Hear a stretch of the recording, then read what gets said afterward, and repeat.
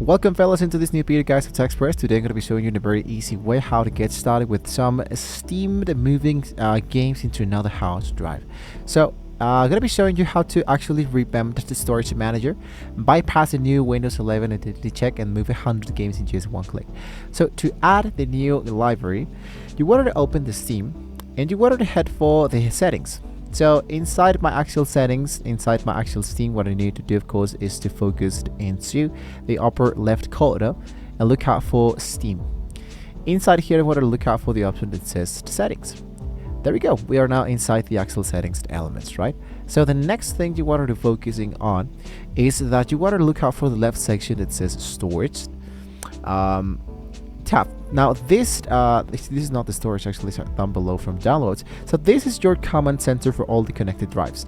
If your secondary drive isn't listed, you gotta click to the plus icon at the top that usually appears directly into the storage. So if you click directly here into the storage, it will appear in the actual right storage that we currently have.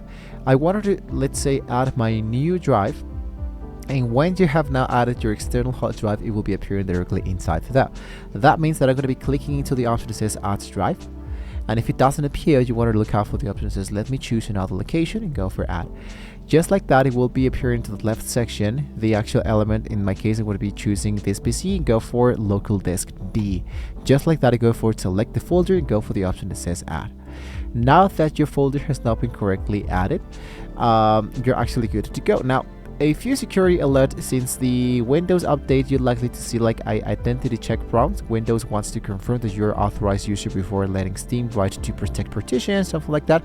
Just scan your face or fingerprint to authorize that drive and you're good to go. So back into the storage manager, you select the full drive, you'll see a visual bar of every game installed here. So you can check the one, for example this one, and look out for the option that says move to entirely library in one go. So you can select both of them or all of them and here move them from one storage drive into another and you're actually good to go. So make sure that when you select the local drive, this one appears with this star that usually is the default to install content of this actual hard drive. So Steam will now verify the files and ship them over on a modern NVMe. Even the massive 100 games should only take about 2-3 minutes because everything is not using the actual internet, it's just a local move.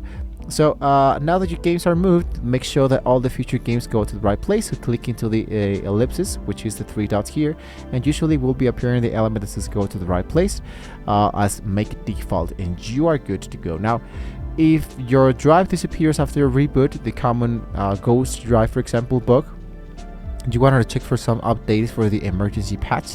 This fixes the pad desync issue that causes a stream to lose track of a secondary drive, so make sure that you have just saved that.